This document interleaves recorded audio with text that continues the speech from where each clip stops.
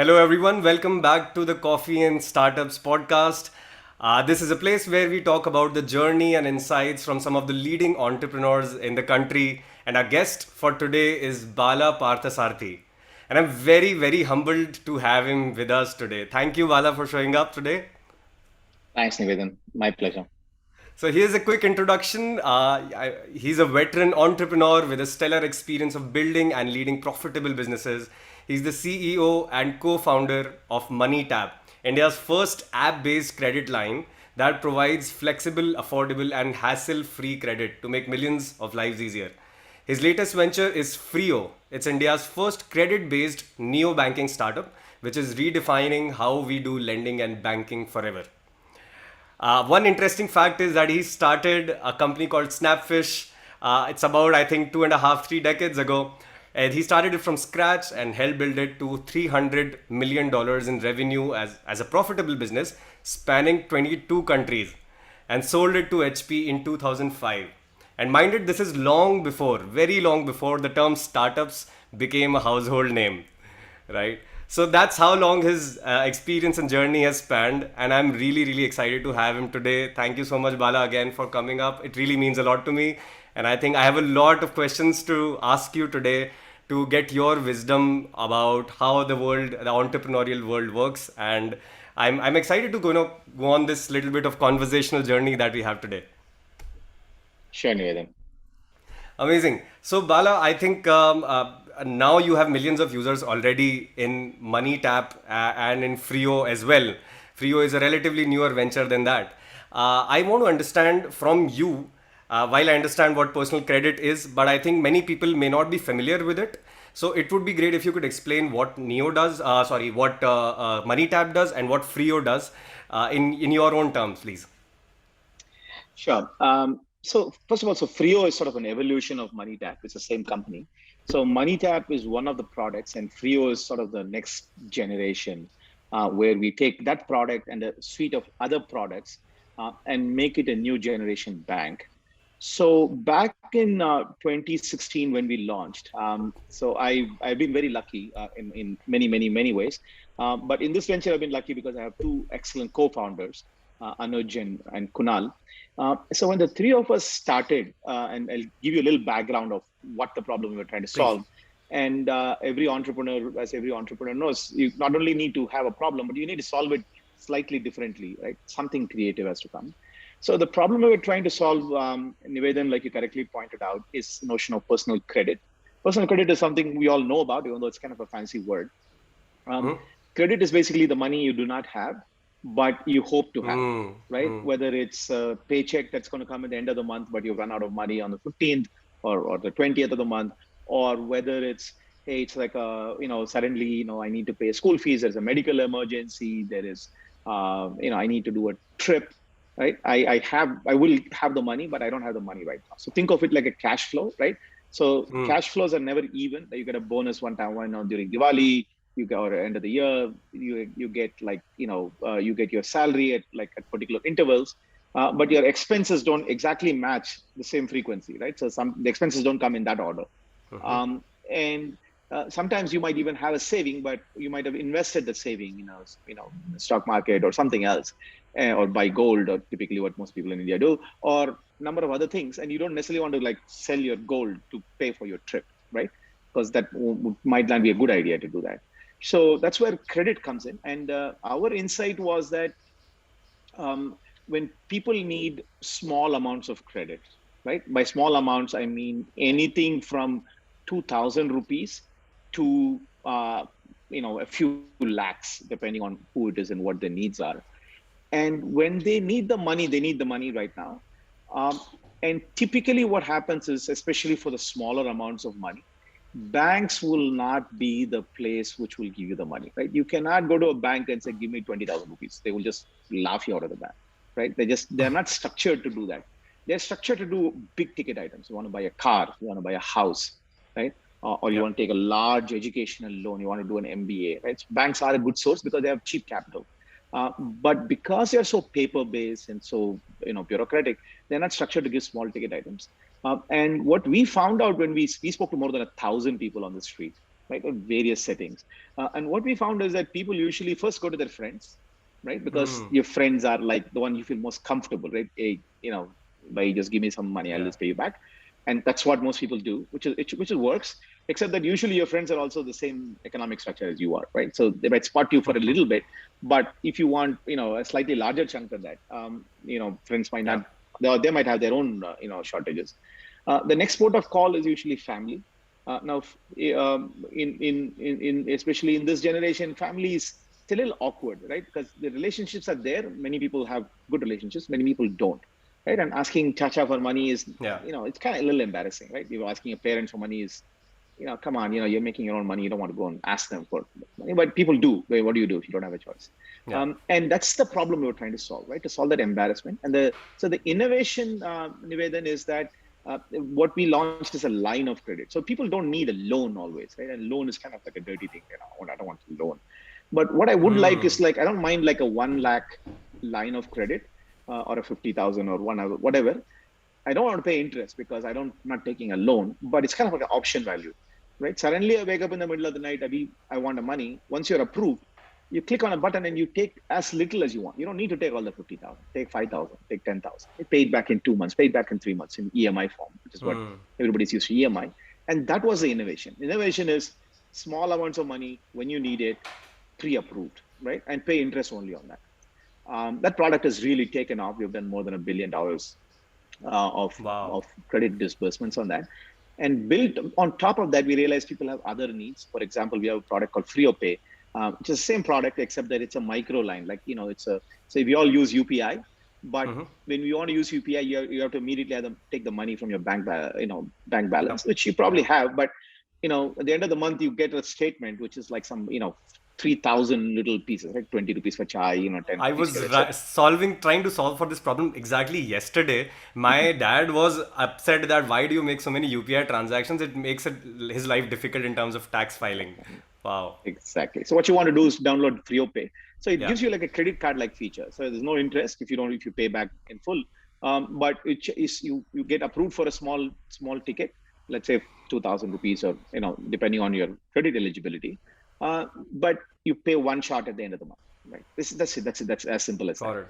So these are some of the products. You have Freo Save product, which is a savings account, so on and so forth. So we have a suite of products, which basically that's where we are. The larger picture, if I may just quickly summarize, Yeah. is that when I grew up in the 1980s, you had to go to a bank and stand in line and even to take your own money out. Obviously, that changed, and now nobody goes to a bank, and at the best you go to the ATM, and that worked for the last 20 years, and that what gave birth to HDFC Bank, ICICI Bank, and Axis Bank, and all the private banks that you see. Right. So the private banks that you see basically took the market share away. So they've taken some 40-50% market share from the public sector banks, which were like dinosaurs. But what has happened in the next generation, obviously, is that nobody wants to even go to an ATM machine. Like, why? Right? Why do you even have cash? Yeah. Right? That it doesn't make any sense.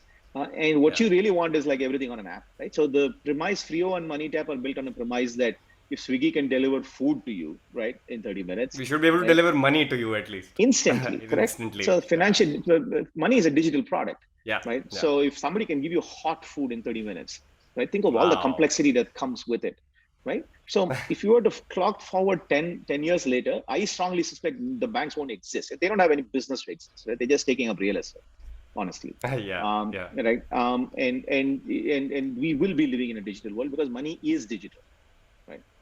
So anyway, I'll pause here, but that's just a little bit of a genesis.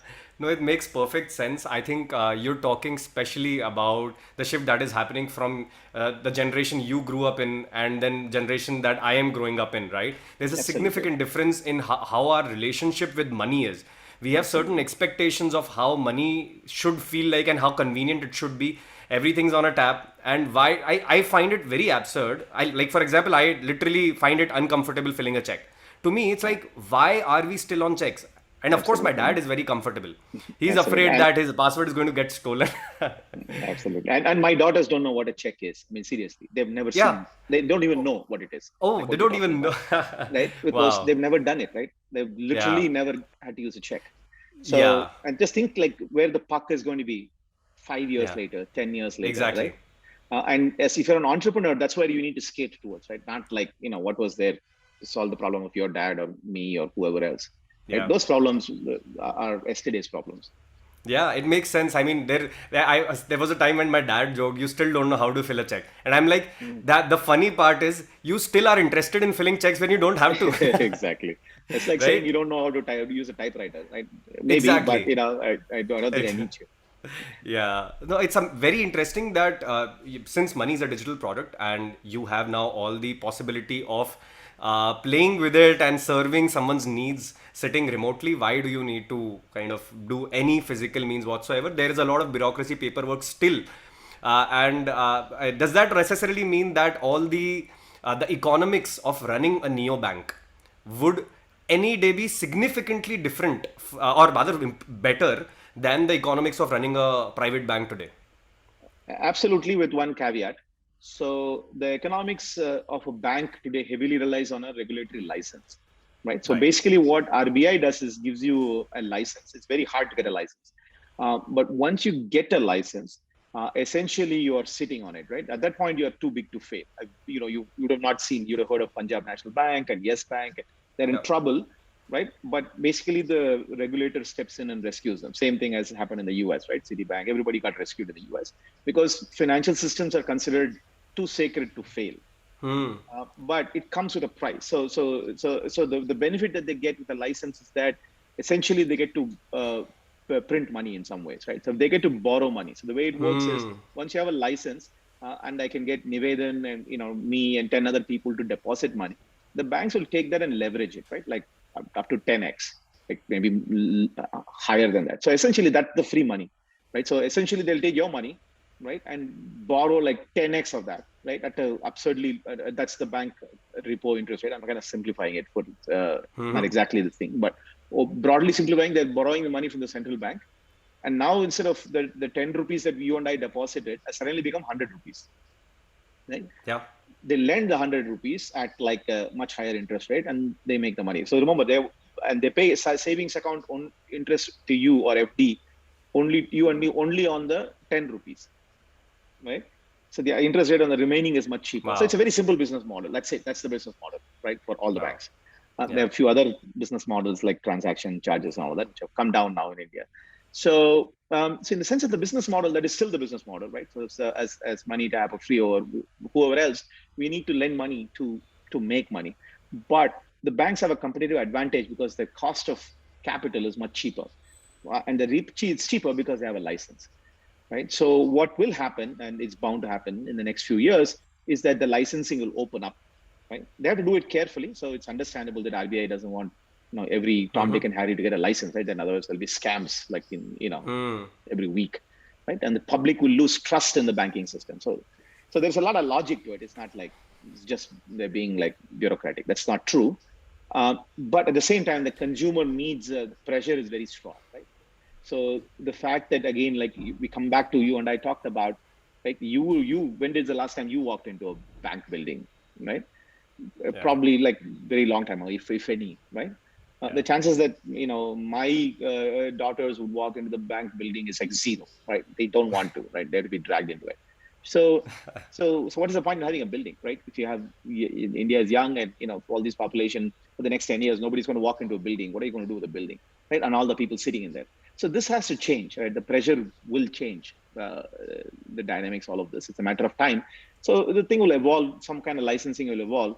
So to Yeah. answer your question again, the business model is the same fundamentally, right? Because people need credit. They need But credit you like won't 2000. have the overhead costs like they have. If Exactly. you if Freo and MoneyTap, you guys get a banking Absolutely. license the day it opens up, you will have a significantly competitive advantage over them, and they will take decades to catch up with this technology and that Precisely. experience that you deliver. They will never do it. They Yeah. just can't do it. They just don't have the DNA.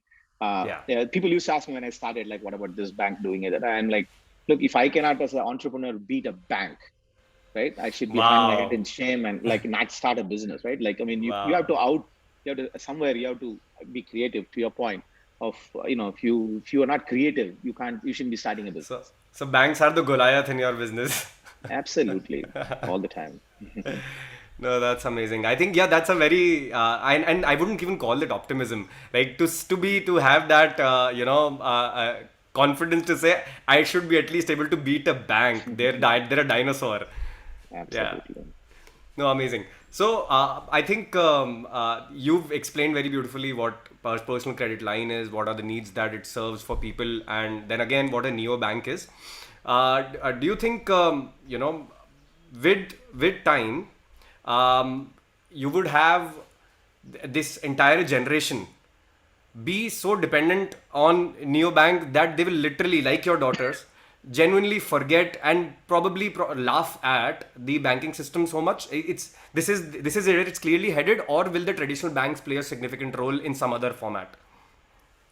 Look, there's going to be a mixed set of needs, right? So there are people who feel comfortable, right? So if you're in your, 60s, or maybe even in your 50s today, the people who want to bank, right? They want to walk in, they have time, right? And so there will be a need for that, and there are other segments, right, which will need a physical presence. So for Okay. the next 10 to 20 years, I don't see them like just like shutting down, right? I don't see that. But if you are an entrepreneur, you don't care, right? So just think of this very simple economic number, right? So in our business, right, if you lend $1,000 a year, right, and if you have 1 million customers, right, you have $1 billion that you're lending, right, every year. That's a lot of money in dollars. I'm talking about, right? I'm just keeping numbers simple and round, Yep. right? And if you can make a 5% spread, again, I'm oversimplifying a little bit. It's more than 5%, but let's say 7% You post still have risk. $50 million in revenue. Correct, right? And that's 1 million customers, right? That is like 0.1% of the country. Correct. Wow. And I'm only talking about lending, not talking about the other products which are allied one can do. So the need, and nobody can fulfill, like, even $100 million, let alone 100 million people, let alone a billion. Got it. So there It's are a going to be multiple. giant market, you're saying. That's Yeah. correct. It's like, so the one problem that we don't have in the financial business is TAM, right? The TAM is like, Wow. infinite, Yeah. right? So it's a huge Got it. market. Everybody will play. So there'll be multiple formats, and that's where innovation and creativity comes. We have innovated on one particular thing. There are people innovating on other segments. You can innovate on segments. You can innovate on geography. You can innovate on you know Makes sense. product format. There's so many things to do. Makes sense. There is space for a lot of people, Absolutely, including dinosaurs. So absolutely. got it. Amazing. So I think we've spoken about your business. I would love to hear a little bit about your personal journey as well. I mean, there are so many things that I've read and I was boggled by. I saw that you've traveled some 80 countries and you've been hiking, across different mountains, Himalayas, Andes, Alps, whatnot. I don't understand this. Honestly, I have no clue how you're doing this. You've been doing businesses for a very long time. When are you finding time to do this? I want to understand a little bit what goes inside your brain and what has been your journey so far. Sure. The slightly longer story is that, yeah. So when I went to IIT Madras and then went to the US, and it's Yeah. almost sort of accidentally I ended up in the Silicon Valley. And even during grad school, we started a company, and there was a little bit of an accident. I just happened to meet the people who were doing a company, and then I joined a startup. Um, and that startup went public in 2 years. So I was very lucky at that time, right? So, and I, whatever, got my green card. So I managed to cash out, and then I went back, and that company I was doing in grad school, and we grew that and sold that company, right? This is sort of in the pre-internet era almost. Uh, um, uh, and what I've always done, is that, a lot of people want to say, like, let me, I'll do my startup, I'll make a lot of money, and then I will do scuba diving, or I will go traveling. That's kind of a typical Yeah. paradigm. Again, there's Yeah. nothing wrong Mojito, with it. mojito on the beach paradigm of the American Mojito dream. on the beach, American dream, right? So I will do I'll Yeah. work very hard, I'll be successful at it, um, and then I will chill out, and then I'll figure out, life, what to do in life, right? So it's almost like there is a famous book on this topic. So to borrow from that book, it's called the lockbox fantasy, which is like, hey, I will, lock up my dreams in this box and let me do what I need to do to make money. And once I make my money, and then I'll open up the lockbox and, I'll happily living in with a mojito on the beach, right? Yeah. But in observing my own classmates from IIT and, all those 3 years, the truth is that never works out. Okay.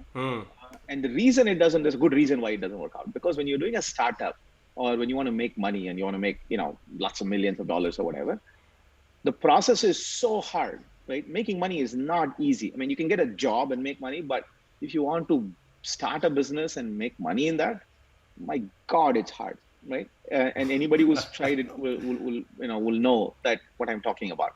It's easy in the beginning, right? You can start with full into, but the grind in the middle, especially, and towards the end, is very, very hard. And what happens in that process is that it changes you. So, your enthu that you have for hiking or diving or skiing or whatever, bunch of things, it doesn't seem that exciting anymore, right? And then life happens, right? You married, you have kids, a whole bunch of things happen to you in life. That the need for doing that kind of comes down, right? You're happy with chalo, maybe go get drunk, and that's fine. Again, nothing wrong with any of that, if that's what you want to do. But if you wanted to have a dream or whatever, doing this, doing that, you cannot wait in the end. So that's what I believe in. So literally almost every year in my 30 year, I've done only startups. I've never done anything other than startups in my life, except for a period of time when I sold my company to HP. And I had to stay there for a few years.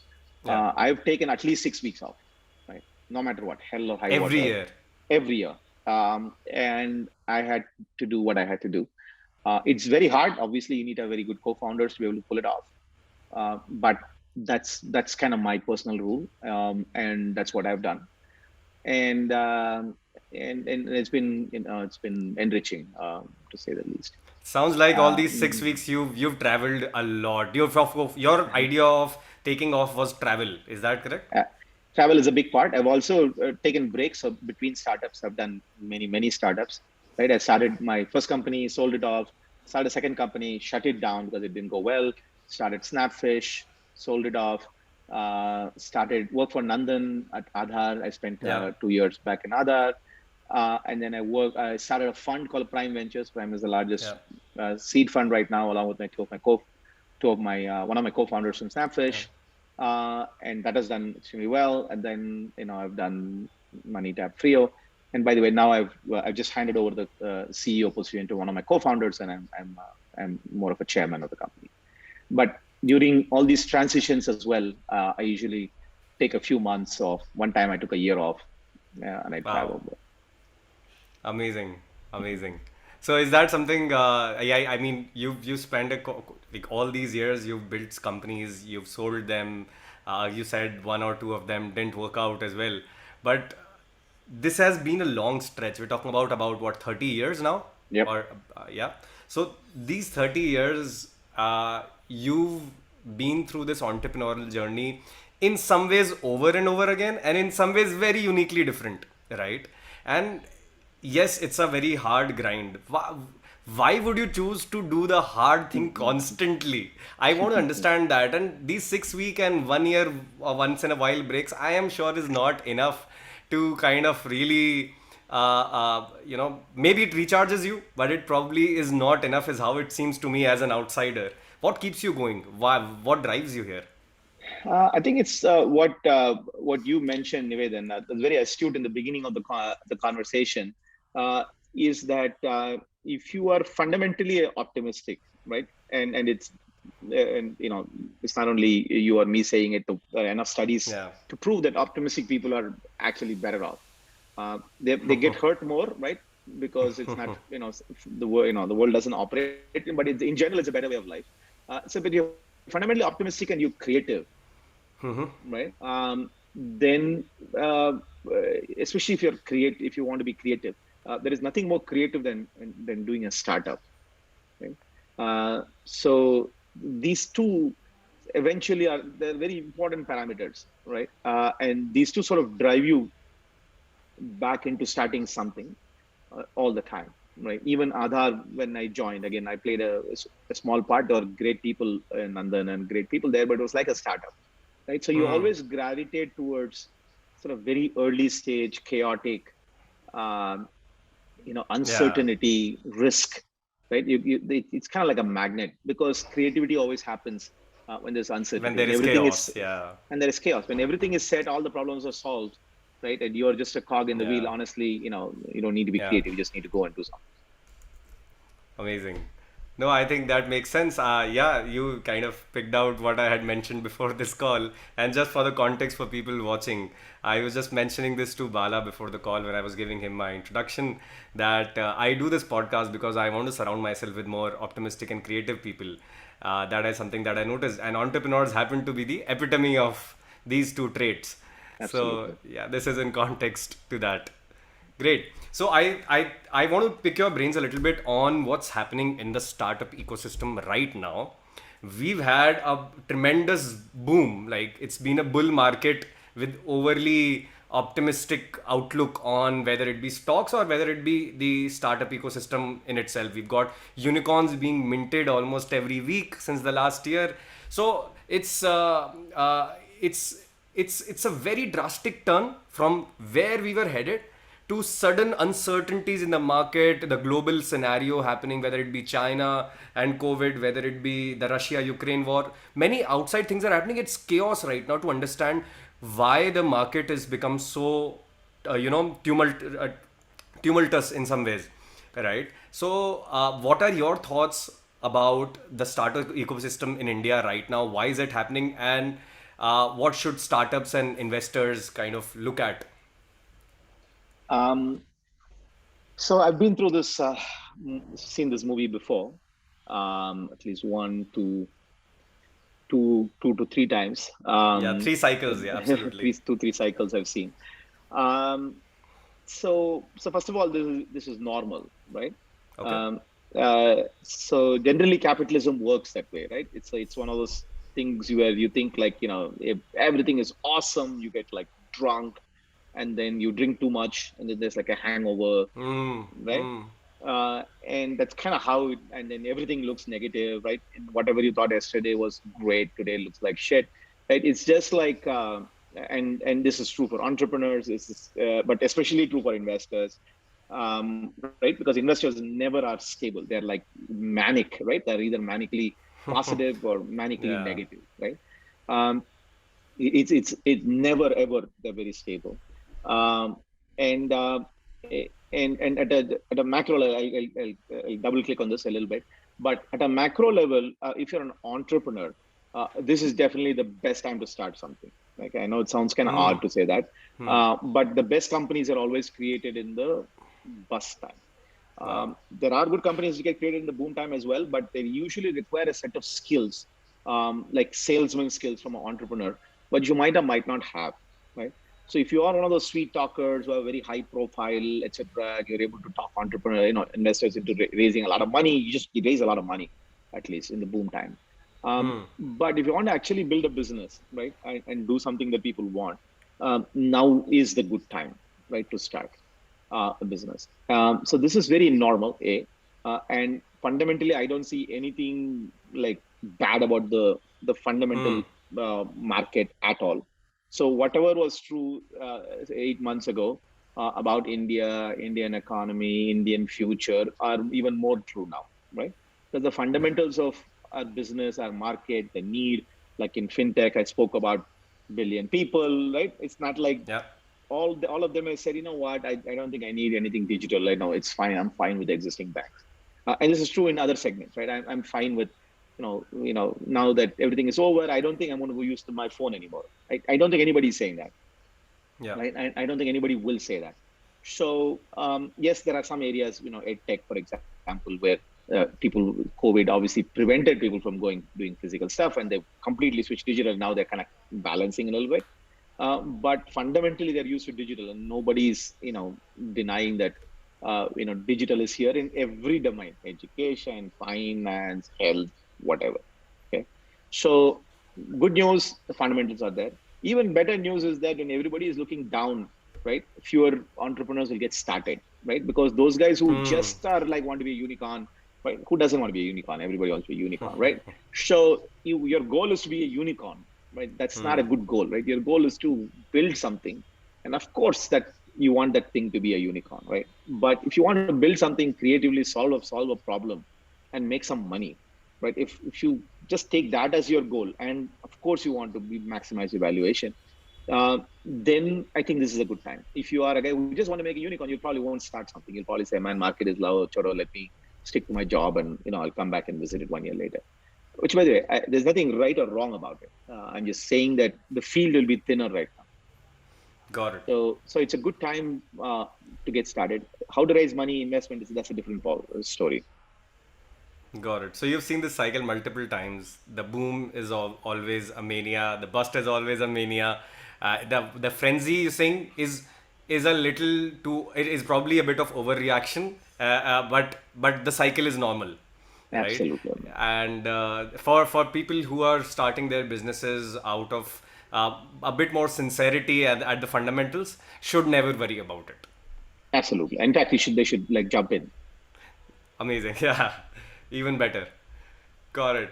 So I think yeah, that is quite a opinion on. I wanted this opinion, and thank you for sharing that. I want to move on to one of our segments, which is more about something that is close to you. Is there a skill that you believe is very important So, for Nivedan, if I anyone may to? interrupt you, I just Sure. want to add one more point to the last thing. So, if you are already running a business, if some of your Uh-huh. listeners, um, and you're midway, right? So, it's one thing to if you're starting or not starting, but if you're kind of midway into it and you're worried about, like, what do I Yeah. do? Maybe you want to ping me separately on LinkedIn. So, there is a set of things that you need to do to live through this, right? Because you are already somewhere in the business. You've raised some money or about to raise money, or you already have something going, and now you're wondering, like, what should I do? That can be sort of an offline discussion. Okay. Perfect. So yeah, I think that's useful. Got it. So as an entrepreneur, I think you one has to be at the intersection of a lot of skills and abilities, whether they be hard skills or soft skills, anything. Is there one skill that you think is very important for them to have, and what would you call it, and how would you kind of, if I were to ask you to take a short masterclass on that, can we do that right now? Sure, absolutely. So my pet topic, and I'm also an angel investor. I've invested both from Prime Ventures as well as my own personal investor in a number of companies, and I've pitched for investments almost all my life. And so to me, presentation and creating a killer presentation is one of the most important skills an entrepreneur can have. And unfortunately, this is not taught anywhere. You're taught to code, you're taught to do, maybe marketing, you're taught a lot of things. Even product management is taught today, but you're not taught how to present. And creating a killer deck, killer PowerPoint is one of the most important skills you can have in your life. And this can translate across multiple domains. So I can talk a little bit more about that. Yes, please teach us how we can be better at presenting our ideas better. Sure. So let me quickly walk through this. So I would sort of categorize presentations into sort of five broad buckets. Number one, you're selling something. Number two, you're conveying some information, right? This is just like, here is a presentation. I'm going to inform you. By the end of the presentation, you are more informed than the beginning. Number three, you can present to set up a brainstorm, right? It's an internal team or a larger team where you want to put some ideas, provoke some thought, and have a discussion. Number four, which is a variation on number two, is you're teaching something, right? You want somebody to genuinely learn something that they do not know. And the last type of presentation is consensus building and arriving at a decision. This is typically what happens in a corporation, where you sort of, you want to drive to a particular direction. You have a bunch of stakeholders who might or might not be fully aligned. You want to build a consensus. At the end of the presentation, you guys arrive at a decision. So I'm not going to talk about in 2, 3, 4, and 5. I'm only going to talk about how to sell something. Okay, Wow. Okay. because Great. I feel like that's probably what is relevant for this audience, who are all startups. You're pitching to either an investor or to a customer, right? And you're selling something. Certainly. And believe me, it's like super important.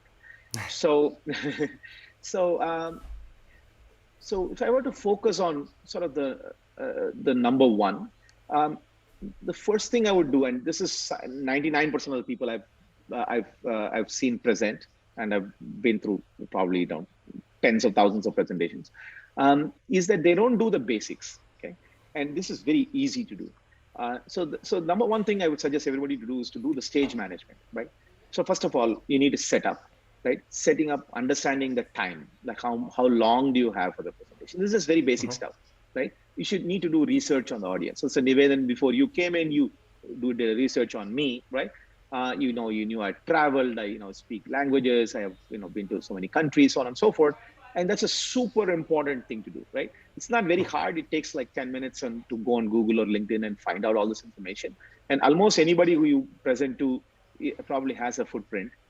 And there is absolutely no excuse to not do that. And when you do that, you can immediately connect with the audience, right? So you can set up a bond. And that is like a super important and necessary skill. The other thing to know, as I said, is a timing constraint. So you need to know how long you're presenting for, how long is it there. You need to make sure the decision maker is there in the room or not there in the room. Like who's the big dog in the room, or one or two big dogs. And these are all information that is there. If you look for presenting to a venture capitalist, you need to know if the partner is there or not. If the partner is not there, who is the most senior person in the room, right? And of course, all of this is there. And then later on, you have to adjust in real time, because whatever you go prepare for before, it's not going to go according to plan. And I'll talk about that a little bit later. So this is sort of the pre-work in my mind. So step one is know your audience really well. Know your audience really well, understand the timing, understand the room you're in, go to the room like 10 minutes before if you can, right? You can almost, if the room is empty, you can almost talk the assistant into like letting you set up, right? Before the person walks in, right? Because people walk in and they spend the first 10 minutes setting up, right? PowerPoint doesn't work, Wi-Fi password is not there. This is very basic stuff, right? Zoom is not working, right? Understand like what you're setting up for, and don't waste the time of everybody in the room in doing all of that. So, like, for example, I spend a lot of time figuring out where to sit in the meeting, right? Where am I sitting? Where are my co-founders sitting? Where are my partners sitting? Where is the other person sitting? Is it a small table? Is it a big table, right? Because the dynamics of a big table is somebody else remotely going to join, for example. And a lot of times we're presenting on a stage and somebody remotely is joining.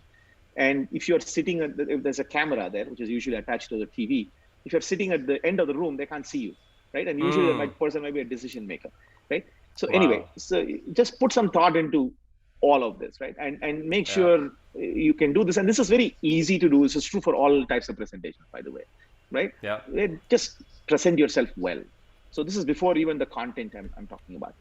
So then quickly going to the content, and focusing on the number one. So there are two broad themes of presentation, okay? There are two types of presentation. One is basically what is called a narrative arc, right? So it's like a detective story, and you're bringing the audience along with you in a sort of it's like a deductive story where you're the reasoning is deductive, okay? You're laying the clues, and then you're going to come to the end with a conclusion. And the second one is by induction, right? So this is like not a detection, not deduction, but induction. So where you kill the suspense and you sort of present everything up front. So I'm going to talk a little bit more about each of these. So in the narrative arc is a very typical story. Almost all TED Talks are like this, right? And most novels are written in this style. So it usually starts with a crisis. I had cancer, right? Or something, right? I was in the middle of a mountain and, I didn't know how to get down, right? Number of stories like that. There's a conflict, there's a problem. And by the end of the presentation, the crisis is resolved. Right? That's how you bring the audience along. You start with the crisis and then you lead the audience along. And what I would not talk about, I'm not going to go double click on this one. Go look at TED Talks, read the book by Steve. So there are a bunch of books on this which tell you how to do that. What might be relevant to this audience is actually the number two type of presentation, right? So here, the assumption is that your audience has ADD, right? And they will mostly make a judgment. They don't have any patience. And this is true for all investors, I can tell you that. Is that they will make a judgment in like the first 2 minutes, okay? Wow. You will not have any investor make a judgment beyond slide number 3, okay? Wow. So if you start laying out the market size, the TAM, the problem statement, why current solutions don't cut it, your solution, how the problem is solved. That will be the narrative arc, right? If you're Yeah, doing a that's the narrative, typical one that we do, and that's not good. that is correct. That is a wrong way to do it, Oh, even though it wow. sounds very logical, right? Yeah. So it's because you're describing the market, how big the market, overall landscape, right? India is blah blah blah. This Hmm. is going. E-commerce is growing. Social commerce is growing. Right now, but there is a problem. The current solution, that guy doesn't solve it. Amazon cannot solve it. Flipkart cannot solve it. Your solution is like the greatest in the world.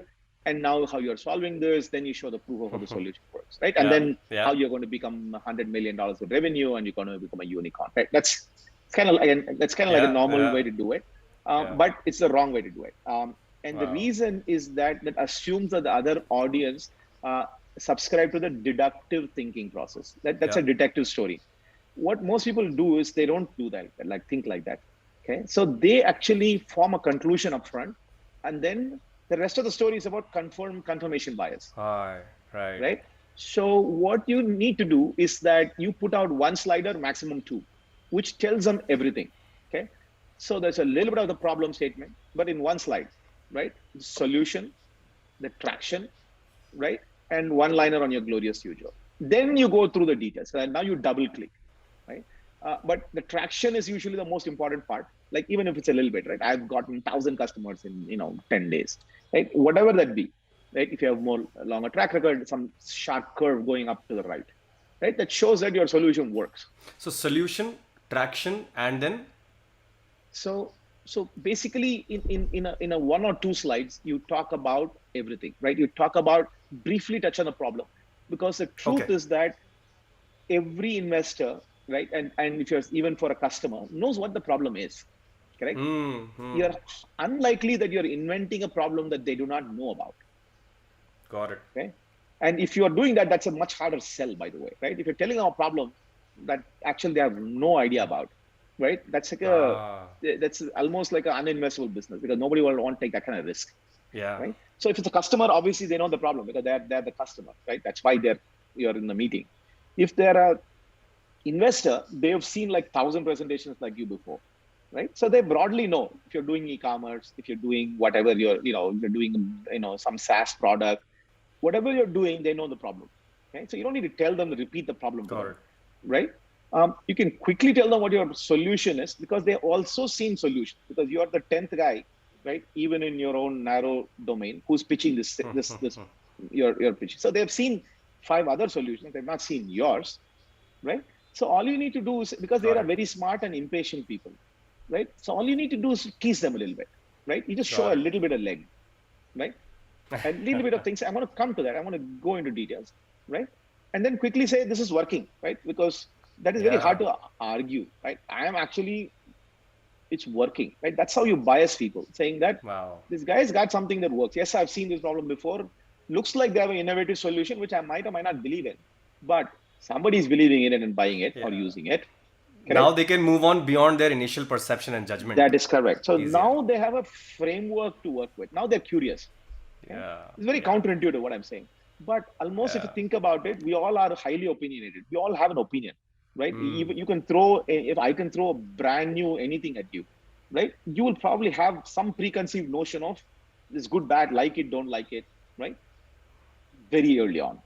Yeah. So number two is highly desired, even though it's very counterintuitive. Um, I Got will it. not go into the details of the third part, which is the actual presentation creation. There's a lot of content out there, and again, you can Yeah. ping me separately because this is kind of my passion area.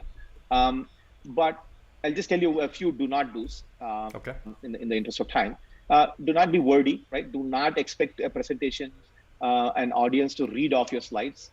Full grammatical sentences are not required. Do not have ugly visuals, right? Spend the time. Don't do boxy, ugly graphics. They really distract. Um, and don't be long, right? So 1 hour meetings means 5 minutes for chit chat or setup, not more than 25 to 30 minutes for the presentation. And that means Hmm. maximum of 12 to 15 slides, never more than 20 slides, even if they're very light, and leave time for Q&A. The rookie mistake is to keep talking till minute 59, Yeah. right? Just because Yeah. you have a lot to say, right? Yeah. And just to quickly conclude, Nivedan, so last part is handling the googlies, right? Like I said, right, like Mike Tyson said, right? Everybody has got a plan before they walk into the ring, and you They get punched punched in the in the face, face. right? It happens every time. I've never been on my 30 years. I've done zillion presentations, right? I usually prepare, as you can tell, right? I prepare, I do my audience research, blah, blah, blah, Yeah. right? I Yeah. walk into the meeting, right? So there are two or three types of common problems that you have. One is people keep asking questions, right? They interrupt your flow, right? So you have a plan, and they're like, you're asking what you're going to show in the slide number 6, right? What do? You can't jump to slide 6 because it's going to kill your flow, right? They're the kind of senior people, so you can't tell them like, I'll tell you later, right? And what is really bad is some show offs, right? So typically in a good meeting, there'll be some senior partners and senior people, the CEO of the company if you're doing a sales pitch, and then there is a junior guy. And the junior person, his objective or her objective is to show off to her boss or his boss, right?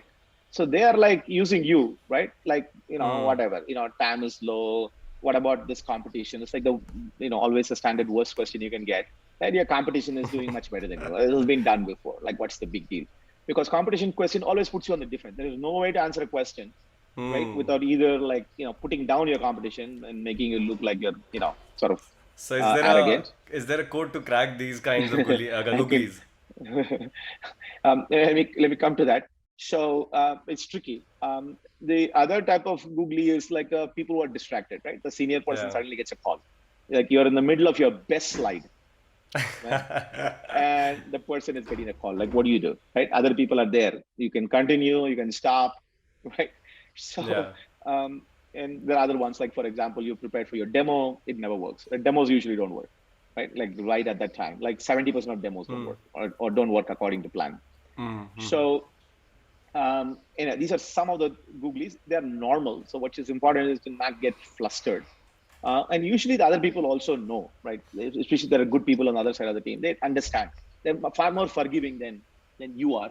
So if you get flustered and sort of miss, whatever you need to say, then you're only shooting yourself in the foot. So you can be a little bit more forgiving, and you can. So for the demos, for example, I usually joke about it. Like make a joke. I think demos never work, right? I'll send you a link later on. But these days, what I actually do is to do a pre-prepared video. Right? I create a set of screenshots, or without a voice, right? And I talk to it. So this is almost always work because now you are controlling the environment. Yeah. So unless you're super sure about your demo, don't show a demo. Distracted people in the meeting is a tricky one, right? If it's obviously a junior person, you just ignore and move on. If it's a senior person, if they're kind of just looking at their phone or something, you can kind of just pause a little bit, right? It's a little bit of showmanship, right? And you can just pull them back into the meeting. But if they stand up and walk out of the meeting, and they'll usually say continue, right? So you have no option but to continue.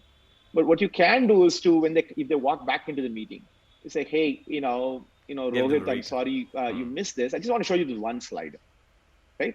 Because you're kind of on Wow. slide 20 now, right? But you really think that there's the one killer slide that person needs to see to get the full context, right? It's a terrible thing to do, right? When that happens, but shit happens, right? Yeah. So anyway, see, these are some of the ways to sort of deal with this. In the interest of time, I'm going to pause here. Obviously, there is a lot more to it, but this is sort of the nitty gritty of presentations. Uh, This was way more than I asked for, actually. I didn't know you had such passion for this topic. So I'm really thankful. I think because this to me is mind opening, especially the part where you said you give them a teaser and don't wait to deduce and show the typical narrative. People are impatient. Smart people, impatient people, you don't want to kind of lead them on for a long time. And it's a real brain opener there, and these little bit of nitty gritties which I think probably get overlooked, and we kind of take it in our stride as it comes and probably react in a slightly flustered way. These things can be managed indeed. Thank you so much for sharing all of that. Welcome. I This is our last segment. I think I'll get a few short insights from you, a couple of opinions here. So one is, which trend are you betting on for the next decade and why? Um, so besides the obvious that everything will go digital, that's kind of like an Yeah, obvious yeah. thing. I think the fundamental there's a change in behavior, which is always happening, and usually the younger demographic drives the change. It's never like, people adopt older guys change into a younger. So I always closely watch, what Wow. somebody in their 20s are doing, and that is what is going to be the future. Might not be exactly in that form. So crypto being a great example, right? It's Mm. so it's not exactly going to be like, okay, Dogecoin is the best coin. I do not know the specifics of it, right? But I do know that some form of decentralized, digital exchange is going to be an important part of our lives. There'll be a lot of forces Mm. opposing it, this, that, but it'll eventually work. To give a big example, Mm. in fintech, that is definitely true. I can speak for that. Yep. So my own view is that this is we are going to bring about. So right now, all the Swiggies, all the Olas, and all of the digital is touching about maybe 300 million people regularly, maybe 400 million people, right? Yeah. In the next 10 years in India, we're going to bring another 500 million people on, right? Wow. We have to, right? And we will, right? It's the cost is going there, the trends are there, thanks to geo, bandwidth is there. I've been to fairly remote parts of India. They're all it's happening, right? So it's so if I were to bet on something who's going to be 10 years later, those guys need to be served, but the cost of serving them has to be much cheaper, right? Like they cannot afford for a while. I think they'll also get lifted up, but that is where the thing is. And almost all the companies, Freo Pay included, like we are in, thousands of pin codes, and we're seeing all the tier 3, tier 4 cities are the ones who are taking, and only because they just don't have any choice. So regional languages, all of the stuff that goes with it. That's one sort of So it's in short, would I call it? It's the bet on the upcoming Bharat. I think the word they use is Bharat absolutely, for yeah, this. absolutely, yeah. The tier India threes, one, tier India two, fours, and the off like the deepest pin codes. They're yes, coming on board, participating in the overall economy and market structure now. absolutely. Got it. Got it. Then you've had lot of reasons to be proud of. You've accomplished quite a lot. Which one thing are you most proud of? I want to know that. If you had to pick one. Um, one thing I'm proud about is to I've built institutions that lasted beyond me, and that always gives you great satisfaction. You can go to snapfish.com today.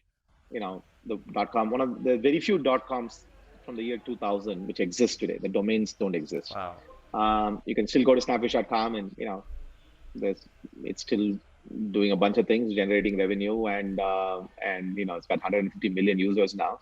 So Wow. similarly with Prime Ventures, I started it along with my two co-founders. It's going to go on, right? Hope Freo will be one of the things that will go on.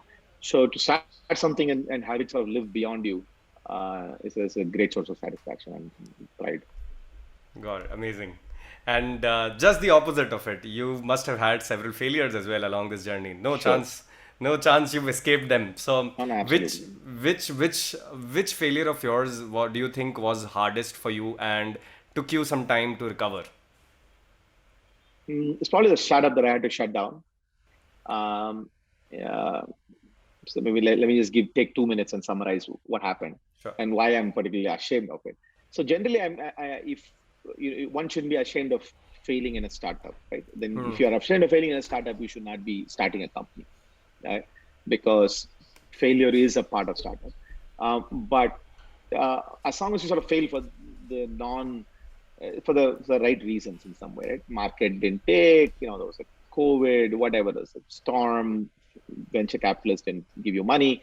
So those are all kind of, you know, good reasons to fail on. And there's no shame in that, no harm in that. And that's a good thing to fail for. But the startup I failed on was not none of that, right? So it was in 98, the dot-com boom was on, funding was great. Uh, and the team, as a team, we just fell apart. And we knew each other before as well. It was like a rock star team, right? And all IIT, McKinsey, Harvard, MBAs, this, that. We raised money, right? There was a sort of a market thesis was there. It was sort of the urban company. What is urban company now? Yeah, it's like a version of that at that time. So there was a business, there was a market there. We just couldn't get along. And we should have known because we had tried to start this company for 6 months. We had been working together, ideating before starting the company. Uh, and it was kind of stupid to, fall apart for that reason. So I feel ashamed, not because I failed, but because I failed for the wrong reason. And unfortunately, this is not that uncommon, right? The founders, as an investor, and I've been a close investor and a mentor probably over my lifetime, maybe about 40 to 50 companies now. Very, very, very. I'm not just writing a check. I'm actually closely involved. I know what's going on, and this is like common, right? The founders just not getting along. It's just a common theme. It's increasing actually. And this is another topic, which is maybe another different discussion, where choosing a founder is like a most important. How do you manage the dynamic? How do you do this? I can almost predict now. If I see few people, I'll just tell them. Like in one of my companies, I told them, like, they came to me. One of them was my very good friend. There were three of them, and he approached me saying, this is an idea. You should invest in it. I looked at them and I said, look, I need to for you guys have a prenup, right? Because you guys are going to break up. Because he was close enough a friend, I could tell him that I'll invest in you, but you're going to break up. And the third guy, so not the second guy and the third guy were related, and first guy was my friend. I said, the third guy is going to become the CEO. You guys are not going to be there, and you're all going to break up. It's going to be messy. So I want to, because you guys said one of them is related, and you are like elder to me or close to my friend. It's going to be messy. So I want to do a prenup. They're like, what are you talking about? This is like a marriage, we have life, blah, blah, blah. It's all great. Give me a prenup. 1 year, that's what happened. You withheld your check? No, I gave the check, but I said, I need a Okay. prenup. I need you guys to agree on what will Yeah. happen if you guys break up. Because So that they guy did had the least eventually amount of sign the equity. prenup, whatever that term was. Yes, absolutely. Wow. Right? Because the third guy had the least amount of equity. My friend had the most amount of equity, right? And it was kind of reverse, right? So the third guy was the guy who was going to stay. And I thought that third guy was the guy going to stay. And I said, this is the kind of a skewed arrangement. Right? The guy who I think is going to stay is not have enough equity. And you guys have structured it like this. And the third guy was initially okay with it, right? He came along for the ride. But it turned out that, he was the one who stayed. And luckily I made that kind of thing. And the third guy stayed and got the equity. And thank God for that, because he's running the company right now. Wow. So, That's like a sixth sense you've developed over the years now to and my predict own mistake, such right? micro things. Yeah. and my making my own mistakes. I've been there. Yeah. Amazing. With this is the last question that I'm going to ask for the day, and we're going to wind up. I especially had one question because you mentioned your daughter a couple of times, that she's growing up in a very different age. What I want to know from you is very specific. It's how is parenting for you different as a long time entrepreneur? I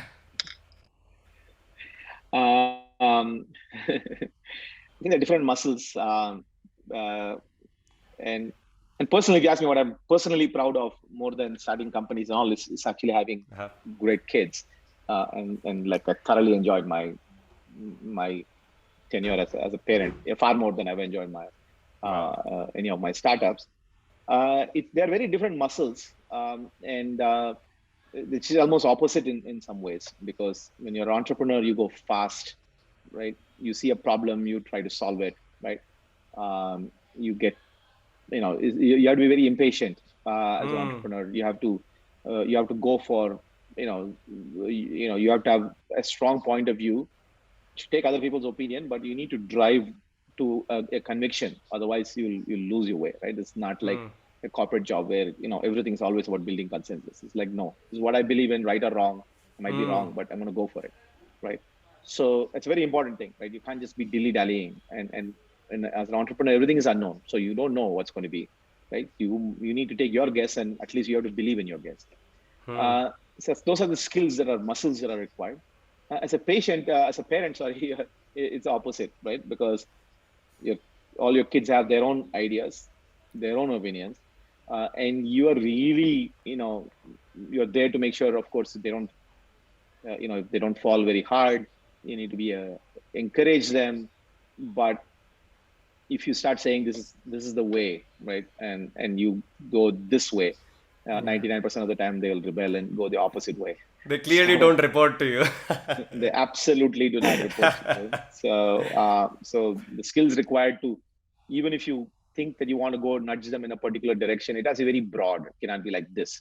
It's like, hey, maybe you Wow. want to try this, but you really have to be open if they say no to say okay, right? Because that's a key part.